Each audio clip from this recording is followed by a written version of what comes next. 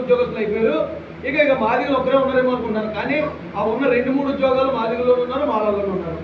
ఆ వాస్తవం తెలియజేయాలి. ఒకవేళ నిజంగా మీకు ఎస్సీల మీద అంత ప్రేమ ఉంది కాబట్టి దయచేసి మా శాతం ఎంత ఉందో లెక్కెట్టండి. మా వాళ్ళే 10 మంది ఉన్నారు అనుకో, 100కి ముందు 20% చేయండి, తర్వాత పంచండి. 30 మంది ఉన్నారు అనుకో, 30% చేయండి, తర్వాత పంచండి. మన శాతం ఎంత ఉందో అంత అడిగే ఓట అడిగే హక్కు మనకు ఉంది, భారత రాజ్యాంగం ఇచ్చింది. అది చేసి ఇది చేయండి. రెండోది, ఈ దేశంలో ఎవరికీ లేని మతం మారితే కులం పోవటమో, లేకపోతే రిజర్వేషన్ పోవటం, హక్కులు పోవటం, రాయితీలు పోవటం, దొంగోడని ముద్ర వేయటం ఏ కులానికి లేదు, ఒక ఎస్సీలకి తప్ప. అందులో మాలాడు మాదిగోలు 2 అందరూ ఉన్నారు. మళ్ళీ అది కూడా మారాలి. అది మారాలంటే ఇది ఇప్పటి వరకు మన తాతల ముత్తాతలు కదా పూర్తిగా చదువుకోలేకో, లేకపోతే అక్కడ ఉన్న గ్రామ పెద్దల మాటను దాటి రాలేకో చాలా వరకు ఆగిపోయారు. చాలా అవమానాలు పడ్డాం. మన ఆడపిల్లలు అవమానపడ్డారు, మన పేటలో మహిళలు అవమానపడ్డారు. చాలా జరుగుతూనే ఉన్నాయి.